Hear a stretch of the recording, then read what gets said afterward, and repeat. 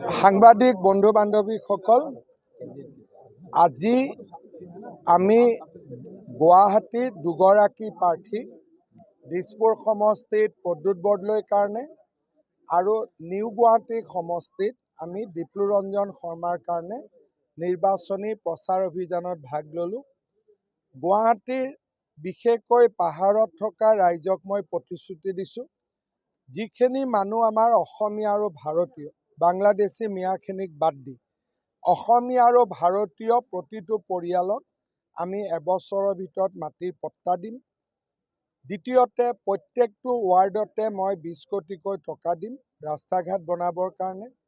গুৱাহাটীত ভৱিষ্যতে এতিয়া 2খন মেডিকেল কলেজ আছে, 5টা সমষ্টিক সামৰি আৰু 1খন বা 2খন আমি মেডিকেল কলেজ বনাম। হেল্থ চেণ্টাৰখিনি আমি আপগ্ৰেড কৰিম আৰু খোৱা পানী যোগানৰ যিটো প্ৰক্ৰিয়া তাক আমি ত্বৰান্বিত কৰিম।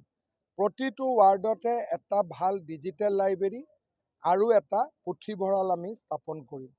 ইয়াৰ উপৰিও 2 লাখ চৰকাৰী চাকৰি, মহিলাসকলৰ বাবে সুলভ মূল্যৰ খাদ্য, বিহু আৰু পূজাত অসমবাসী ৰাইজক বিহুৰ মাহটোত এটা গেছ চিলিণ্ডাৰ বিনামূলীয়াকৈ, দুৰ্গা পূজাৰ সময়ত এটা গেছ চিলিণ্ডাৰ বিনামূলীয়াকৈ, ল'ৰা ছোৱালীৰ শিক্ষাৰ সমস্ত দায়িত্ব ৰাজ্য চৰকাৰে গ্ৰহণ কৰালৈ বিজেপিৰ আমাৰ ইলেকশ্যনৰ যিখিনি মেইন এজেণ্ডা আছিল সেই বিষয়েও মই আজি গুৱাহাটীৰ ৰাইজক অৱগত কৰিলোঁ।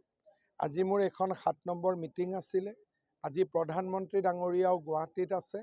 অহাকালি তেখেতে মৰাণ, হোজাই আৰু বৰপেটা ৰোডৰ নিৰ্বাচনী সভাত ভাষণ দিব। 7 তাৰিখে গৃহমন্ত্ৰী অমিত শ্বাহ ডাঙৰীয়া আহিব। তেখেত হাইলাকান্দি, পাথৰকান্দি আৰু শিলচৰত এখন সভা কৰিব। সমান্তৰালভাৱে অহাকালি মোৰ তেজপুৰত ৰোড শ্ব' আছে, বিশ্বনাথ, বিহালী, বৰচলাত মোৰ মিটিং আছে। তাৰ পিছদিনাখন ফাইনেল ডেট টিয়ক, তিতাবৰ, শিৱসাগৰ, টিয়ক, তিতাবৰ আৰু দেৰগাঁও 4খনকৈ মোৰ সভা থাকিব। চাওঁতে চাওঁতে এটা দীঘলীয়া যিটো নিৰ্বাচনী প্ৰচাৰ আছিল, যোৱা 4 মাহৰ পৰা মই ঘূৰি আছিলোঁ, মহিলা উদ্যমিতা, কেতিয়াবা আন আঁচনি, ইলেকশ্যন কেম্পেইন। মই ভাবোঁ যে আৰু 2টা দিন বাকী আছে, ৰাইজে তাৰ পিছত সিদ্ধান্ত দিব। সকলো ৰাইজকে বহাগ বিহুৰ শুভেচ্ছা জনাইছোঁ। ইতিমধ্যে অসম পুলিচে ইনকুৱাৰী কৰিলে, ডুবাইৰ যিখন পাছপোৰ্ট সেইখন ফেক বুলি কনফাৰ্মেশ্যন আহি গ'ল। ডুবাই গভৰ্ণমেণ্টৰ এটা ৱেবছাইট আছে, তেওঁলোকে যি পাছপোৰ্ট দিয়ে তাক চেক কৰিব পাৰি। ভাৰত চৰকাৰে ইতিমধ্যেই ডুবাইৰ পাছপোৰ্টখন ৰিকনফাৰ্ম কৰিলে, সেইখন ফেক বুলি আহি গ'ল। বাকী 2খন পাছপোৰ্টো কালি সোম-মঙলবাৰৰ ভিতৰত আমি সেই চৰকাৰৰ পৰা ৰিপৰ্ট পাই যাম। গধূলি 9-10টা বজাত বাট ইতিমধ্যে দিলে কিজানি ৰিণিকীয়ে কোৰ্টত এজাহাৰ দিব। যিবিলাক মোৰ ল'ৰাৰ নামতো কৈছে, গোটেইবিলাক দেখিলে গম পাই ফ্ৰড বুলি। এখন পাছপোৰ্টত ৰিণিকীৰ ফটো দিছে, ৰিণিকী নহয়ে সেইজনী। জন্ম ইণ্ডিয়া হ'ব পাৰে নেকি? জন্ম হ'ব পাৰে যোৰহাট, অসম, গুৱাহাটী, অসম। ইণ্ডিয়া বুলিতো কোনো প্লেচ অফ বাৰ্থ নিলিখে। গোটেইখন ভুলৰ ওপৰত ভুল। মই নাজানো গৌৰৱ গগৈক কোনে এইটো উপদেশ দিলে। 4 দিন আগতে মই গুৱাহাটী আৰক্ষীক জনাইছিলোঁ, ইয়াত সিজু বুলি এজন ল'ৰা আছে, পাঞ্জাৱৰ পৰা আহিছে। তেওঁ 2টা কাম কৰিব যত্ন কৰি আছিল। পীযুষ আৰু মোৰ ভইচত এটা টেলিফোন কনভাৰচেশ্যন তেওঁলোকে কৰিব চেষ্টা কৰি আছিলে, য'ত নেকি জুবিনৰ বিষয়ে মই নক'বলগীয়া কথা কৈছোঁ। এইটোত তেওঁলোকৰ প্লেন আছিলে। পুলিচক মই জনালোঁ। এই ঘটনাটো যে হ'ব, এই ঘটনাটো 4 দিন আগতে মই ডিজিপিক জনাইছিলোঁ যে এনেকুৱা ডুপ্লিকেট কাগজ বনাব। প্ৰায়ে নহয়। কংগ্ৰেছ যিমান তলত যাব লাগে তাতকৈ বেছি তলত গৈছে। UAE গভৰ্ণমেণ্টৰ এটা ৱেবছাইট আছে, আপোনালোকে নিজেও চেক কৰিব পাৰিব। ৰাতিপুৱা 8টা বজাত মই আপোনালোকক মাতিম, নিজেও চেক কৰি ল'ব পাৰে। তাৰ প্ৰত্যেকখন পাছপোৰ্ট, ভিছা গভৰ্ণমেণ্ট ৱেবছাইটটোত গ'লে ৰিকনফাৰ্ম কৰিব পাৰে।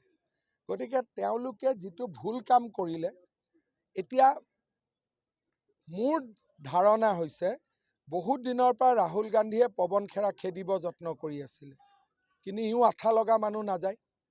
এতিয়া আৰু অসমৰ জেলতে যদি ফ্ৰড কৰাটো প্ৰমাণ হয়, ইটো অসমৰ জেলতে থাকিব লাগিব।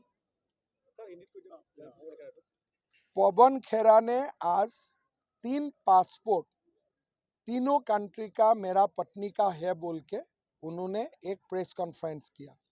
साथ साथ मेरा बेटा का नाम में कोई सारा कंपनी का, ये लोग तो 52,000 करोड़ तक चला गया।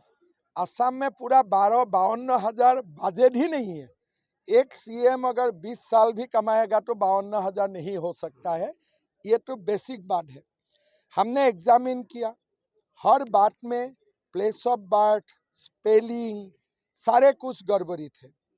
फिर हमारा पुलिस ने भारत सरकार का डिप्लोमेटिक चैनल से रिकन्फर्म किया कि यूएई वाला पासपोर्ट फ्रॉड है। बाकी और 2 जो पासपोर्ट दिया है, ये भी मेरा लगता है सोम मंगल बुधवार तक वही स्टेट से आ जाएगा। अल्टीमेटली पवन खेरा का ऊपर एक फ्रॉड डॉक्यूमेंट्स बनाना, क्रिमिनल कॉन्स्पिरेसी करना, पवन खेरा का साथ जो बैठा था सबका ऊपर मेरा लगता है कि मैं कॉन्फिडेंट हूँ अभी पवन खेरा उनका जीवन का अंतिम क्षण आसाम का जेल में ही काटेगा।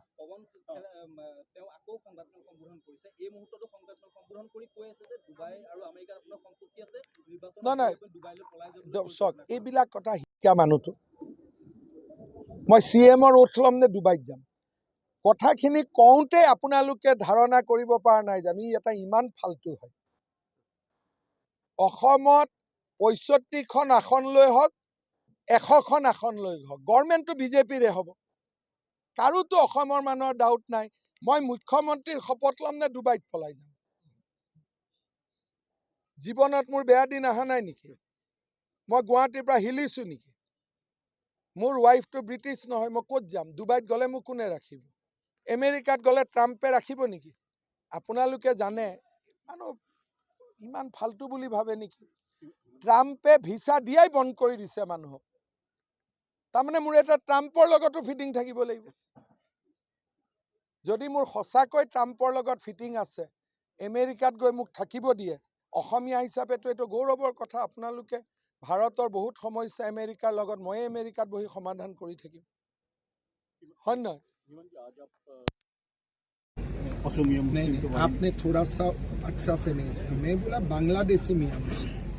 आपने ये वर्ड अभी जो सुप्रीम कोर्ट में भी मेरा ऊपर केस दिया, हाई कोर्ट में भी दिया, मैं बोलता हूँ बांग्लादेशी मियाँ बांग्लादेशी वर्ड को ड्रॉप कर देते हैं।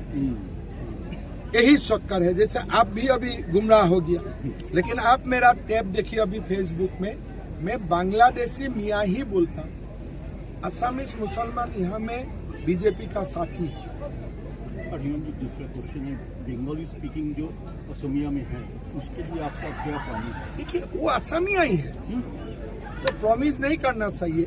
एक अलग, if you promise something extra then they will not be assimilated. So सबको नौकरी देगा, उनको भी नौकरी मिलेगा।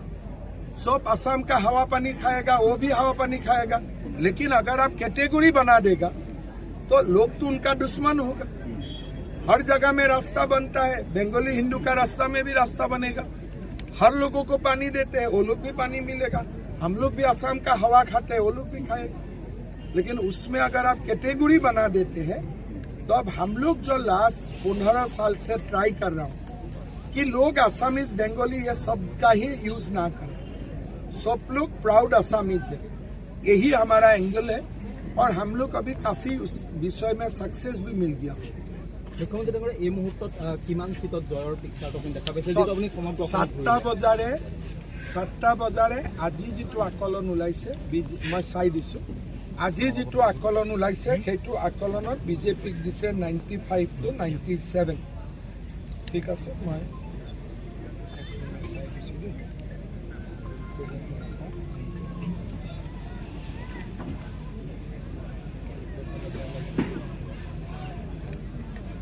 আজি 7টা বজাৰে দিছে NDA 97-99। আজি কংগ্ৰেছ দিছে 70 to 19। 17 আৰু 19 আৰু আজি যিটো 7টা বজাৰৰ ৰেট আছে সেইটো হ'ল 97 to 99। গুৱাহাটী অসমত যিবিলাকে অলপ অলপ ছাৰ্ভে টাৰ্ভে কৰি আছে তেওঁলোকে 102 চিট দেখুৱাইছে, কিন্তু মোৰ নিজৰ এছেছমেণ্টটো হ'ল এনিথিং বিটুইন 90 to 100। এইবিলাক যি লাইনত কৰিছে কৰক, সেইটো এটা বেলেগ কথা, কিন্তু আজি মোৰ যিটো এছেছমেণ্ট সেইটো হ'ল যে বিজেপিয়ে 90ৰ পৰা 100টা চিট পাব। কিন্তু যদি আমি 104লৈকে যাওঁ, মই বহুত দিন আগতে আপোনালোকক কৈছিলোঁ যে 104লৈকে আমাৰ পটেঞ্চিয়েল আছে। যদি 104লৈকে যাওঁ আচৰিত হ'বলগীয়া একো নাই, কাৰণ মই যিকেইটা সমষ্টি টান বুলি কৈছিলোঁ, খোৱাং হওক, দুলীয়াজান হওক, মই নিজে ঘূৰি আহি খুবেই কনফিডেণ্ট যে আমি এইবিলাক চিটত বিজেপিয়ে জিকিম। কালি বৰাকত মোৰ ৰোড শ্ব'ত 2 লাখ মানুহ ওলাইছে। গতিকে এটা আগতে নেদেখা প্ৰচণ্ড ৱেভ এটা হৈছে। লাষ্টত পৱন খেৰাক ক'ব ই অসমীয়া মানুহক ব্ৰেইন নাথাকে বুলি ভাবিছিল। আমিও যে 24 ঘণ্টাৰ ভিতৰত 2 ঘণ্টাৰ ভিতৰতে ক্লিয়াৰ কৰাই লৈ আহিব পাৰোঁ সেইটো ভবা নাছিল। ই যিবিলাক মানুহৰ লগত ইমান দিন ডিল কৰি আছিলে সেইবিলাক বেলেগ আছিল। হিমন্ত বিশ্ব শৰ্মা বেলেগ মাল হয়। 2 ঘণ্টাৰ ভিতৰত মই কনফাৰ্ম কৰি লৈ আহিলোঁ ডুবাই পাছপৰ্ট ফেক। কালি তথ্য সহকাৰে আপোনালোকে পাই যাব, আৰু ইনফেক্ট এটা ৱেবছাইটে আছে, তাতে নিজেও জাৰ্নেলিষ্ট হিচাপেও আপোনালোকে চাব পাৰে। কংগ্ৰেছে ৱাৰ ৰুম বনাইছে ইলেকশ্যনত। সিজু বুলি এজন ল'ৰা বহি আছে, তেওঁৰ ওপৰত FIR হৈছে। এই গোটেই কাহিনীখিনি এই সিজু বুলি ল'ৰাজনে বনাইছে। টেলিফোন এটা ওলাব পাৰে লাষ্টৰ দিনাখন পীযুষ আৰু মোৰ মাজত এটা টেলিফোনিক কনভাৰচেশ্যন এটাও তেওঁলোকে বনাব চেষ্টা কৰি আছে AI জৰিয়তে। কংগ্ৰেছ বহুত তলত গুচি গ'ল। আমি থাকোঁতে কংগ্ৰেছ এনেকুৱা নাছিল, ভাবিবই নোৱাৰি।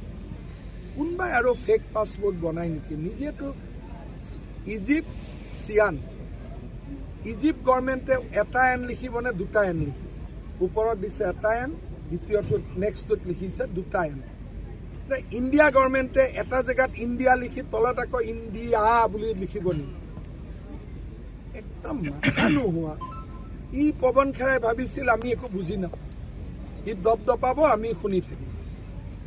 ইহঁতেও বুজি পোৱা নাই যে এখন অসম হয়, ইয়াতো ইহঁততকৈ স্মাৰ্ট মানুহ আছে বুলি। তো পৱন খেৰা এক গণ্ডু আদমি है, तो इसका दिमाग में था कि असम में बुर्बक लोग रहते हैं, फालतू बात करेगा। और मेरा लगता है राहुल गांधी भी साथ है, वो जल्दी जल्दी जेल जाए। हम जब अभी FIR डालूंगा, सारा तो चीज फॉल्स निकालेगा, उनको तो जेल जाना पड़ेगा। मेरा लगता है राहुल गांधी ने कॉन्स्पिरेसी करके पवन खेरा का फाइनली चैप्टर क्लोज कर दिया है। ठीक है, थैंक यू।